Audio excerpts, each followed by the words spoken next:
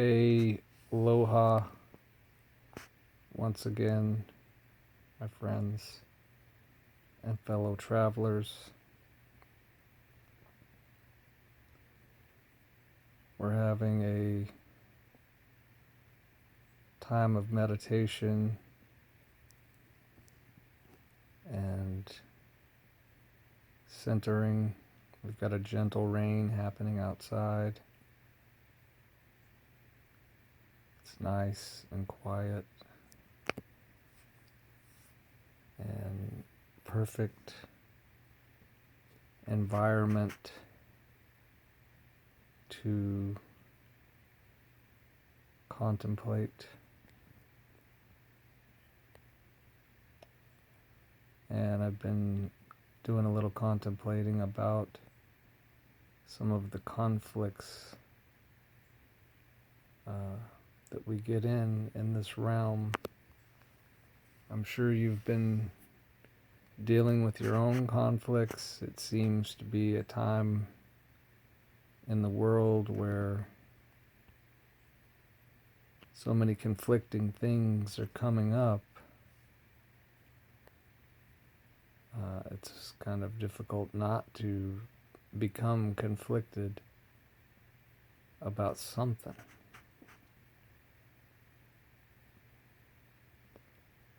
And it always kind of seems to relate back to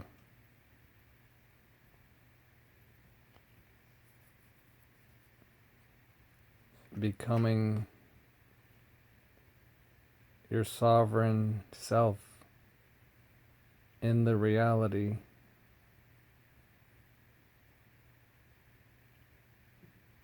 without that being some sort of a problem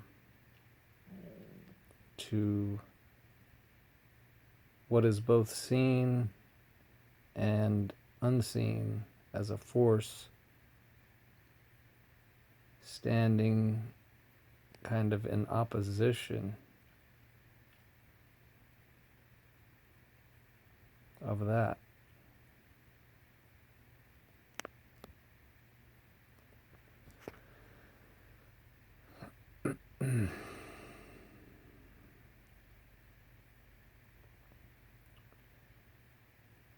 One of the, I guess, current conflicts for all of us is having to do with YouTube's policy change, and that with this policy change they're going to have the legal ability to basically ruin your life if they decide to turn the machine against you. And you having done absolutely nothing wrong. Because what did you really do? Well, you spoke your mind.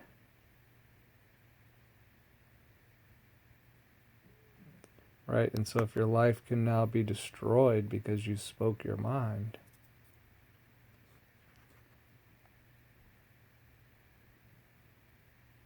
I guess we're going to have to leave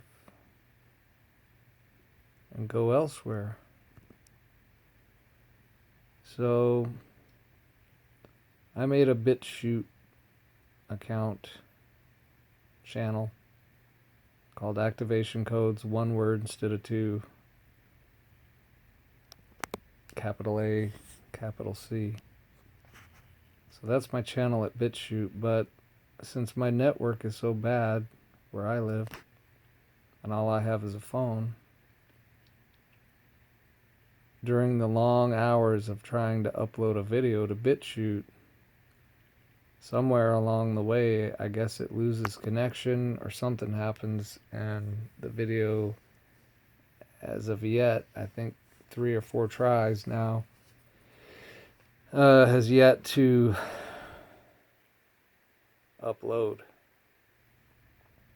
So maybe I'll be reduced to doing, 5 and 10 minute videos that will take a day to upload just to say something on BitChute. And I was told in the comments somewhere that they're kind of heavily regulated as far as texting and being able to communicate freely. As far as the site itself goes, to me, it seems like it seems like a pretty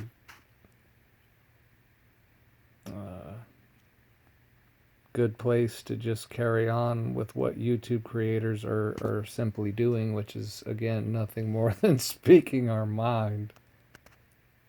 And somehow that's bad. Because those that are not mind controlled aren't really at liberty to speak, I suppose. And only those that are mind controlled and will repeat back what was written on the paper that they were indoctrinated to memorize, as long as they can repeat that back, then they're okay to speak. So in other words, nothing original, nothing right off the top of the dome, certainly no rap freestyling or anything of that nature. So that's apparently the world we live in. If they can fine you $43,000 per video infraction, and again, it's only if they decide to turn the mechanical robotic attack dog onto you, and then all the robotic automatons that are on YouTube channels just speaking the mainstream narrative and keeping all the old traditional beliefs and lies and stupidity alive and rehashing the same old crap and never getting anywhere, and preparing to do their 25th reincarnation in this realm as yet an energetic slave again.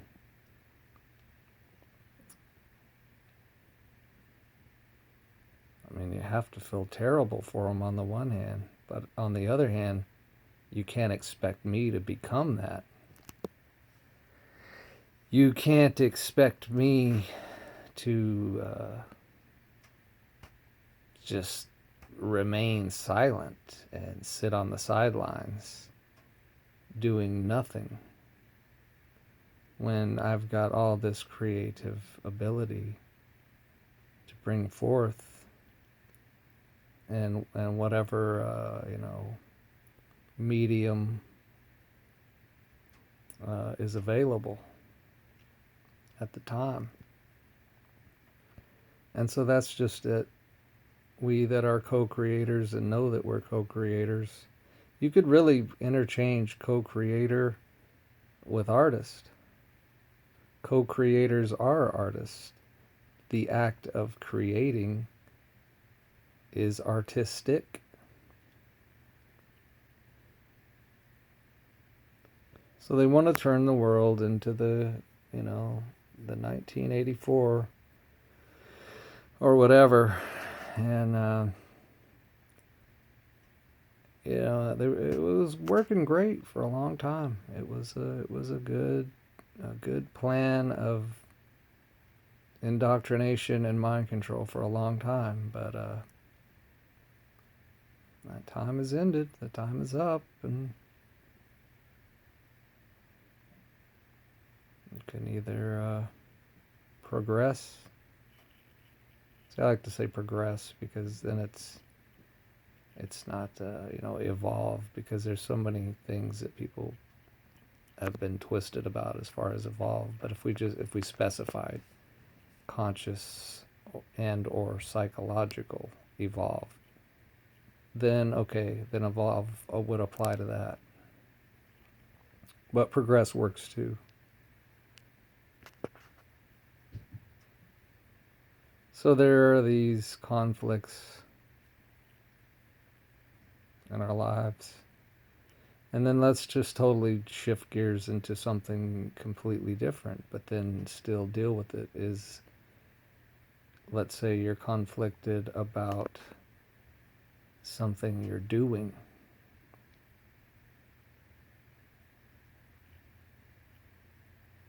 You guys hear that soothing rain on the roof? Probably can't hear it, but it's really nice. So you're conflicted about something you're doing. In other words, you don't want to do something that you're doing, but you find yourself doing it. You know, everybody's had it, everybody has it, probably. The deeper you go, the more you will find that you do have it. And habit, see, it's right there. Habit.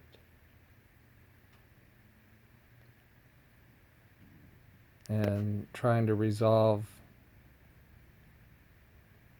love of self with being unhappy with self. So how do you love self if you're unhappy with self? So that's a conflict. And it's something that we each learn personally as we do it.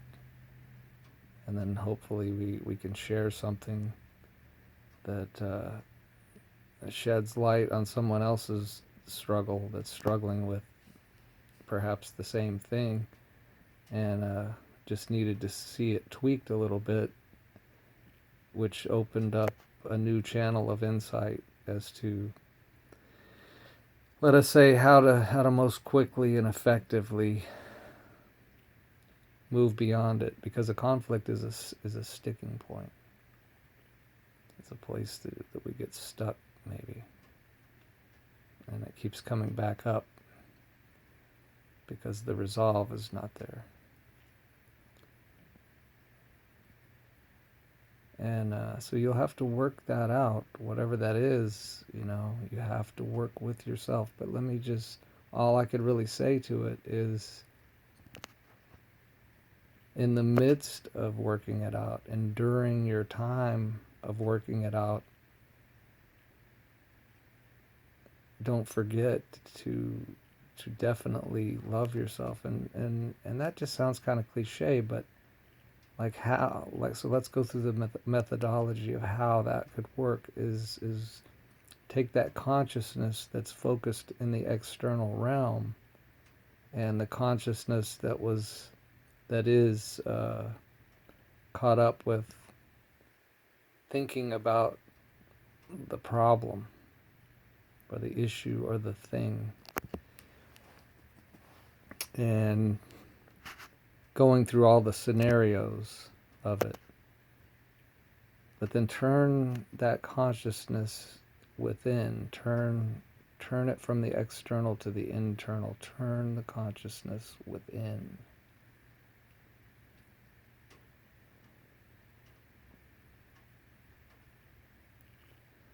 And then begin to look inside of self. And sorry, I got a scratch here. Let's begin to explore where, let us say, this problem is located internally. And for most people, they're going to have something going on in the root chakra, almost for sure. So let's go ahead and go that direction. So we've gone within, we've turned our consciousness within. We're taking a dip, if you will, into the lower realm.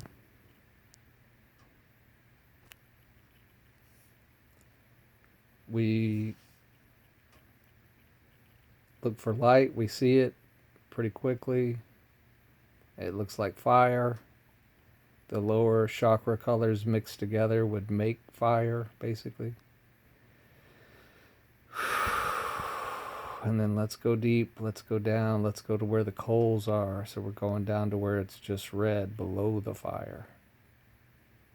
Down into where it's just red glowing coals. And then even below that and beyond that, we get into the gray of the ash. And the gray of the ash fades to black. All right, and it's down in this area where a lot of energetic unresolved is emanating from.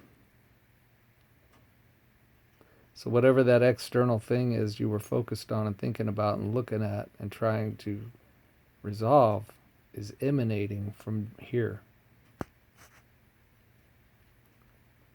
And so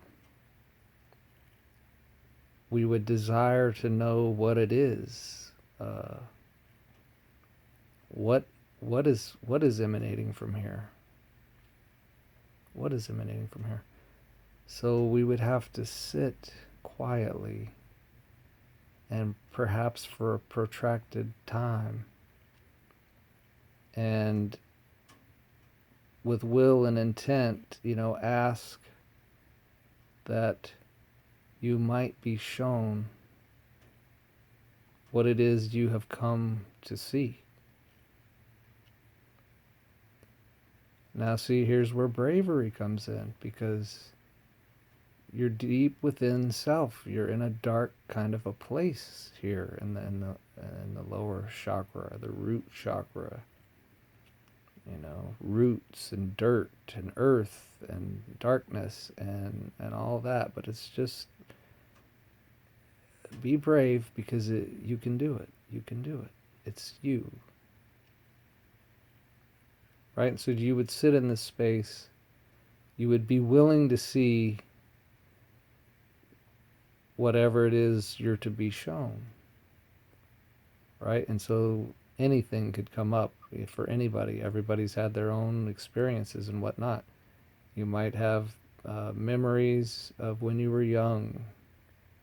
You might, all kinds of anything could come up to be shown. But anyway, you would take this knowledge, whatever it was you were shown, you would have a vision of it and be shown. It would be like a dream you were having while you're awake, a lucid dream, right? Because if you get into the deep states of meditation, it could be just like a dream.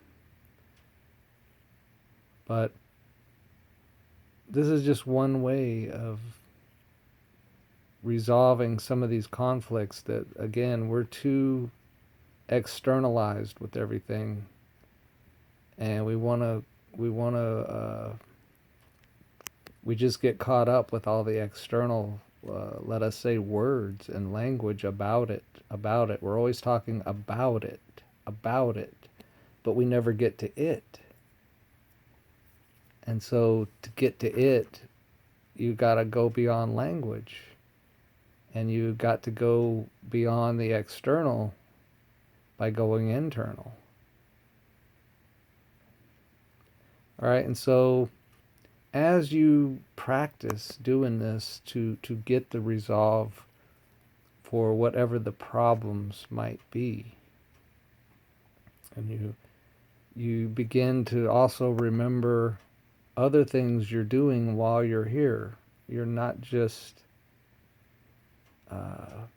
here to just receive perhaps information about whatever it is you're seeking, but you're also remembering, hey, I love myself. I love my being.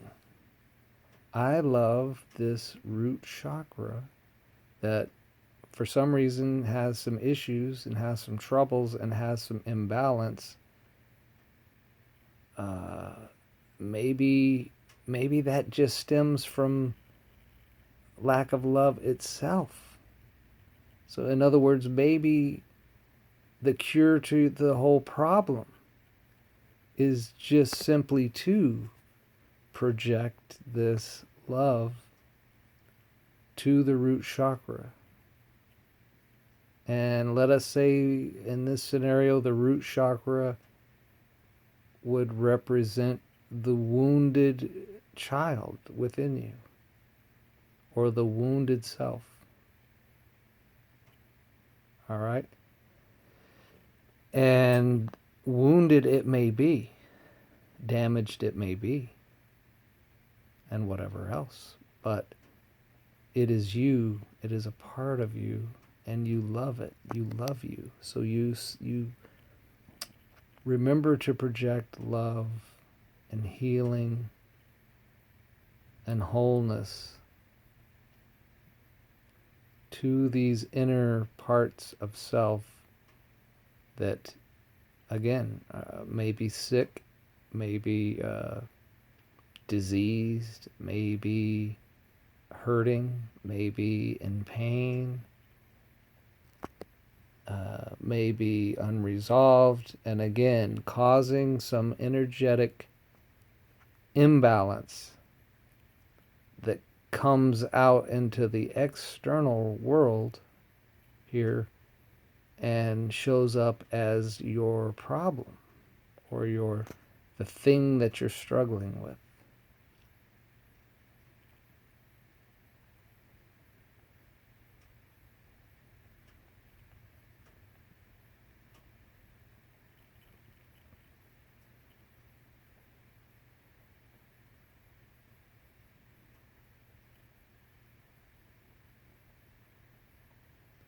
So the cure is love. The cure is love. But see, it's easy to say we should love ourselves, but then somebody that just stepped out of the matrix yesterday hears somebody say, "Oh, I should love myself," but they have no idea what that really means or how to even begin to go about that. And they could end up,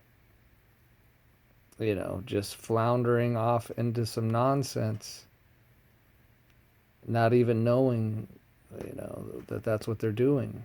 And all they're trying to do is figure out how to love themselves. That's a lot of people's problems in this realm. They have no idea how to love themselves, and again, if you don't know who you are, truly who you are, then it's going to make it very difficult to love your true self. In other words, if your true self has been hidden from you yourself. What a paradox that is.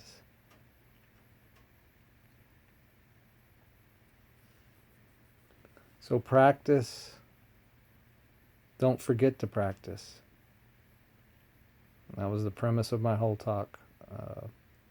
When you're struggling with conflicts, and we all have them, we can't forget that inner part and consciously adding in loving, sending love to, sending healing to. We want to heal the root chakra. We want to heal the whole body, heal the whole thing, all the layers. We want the whole thing healed and functioning. But it took a long time, let us say, to get into the state that some people have gotten themselves to, and we've all gotten ourselves to different degrees of, let us say, fallenness. And so to heal that, heal what came as a result of that fallenness, takes doing this inner work. And then sharing it with brothers and sisters that they might too heal themselves. Until we're all healed and whole and co-creating this new world. It's coming, people. It's coming. You can see the old world disintegrating every day because the new world is coming.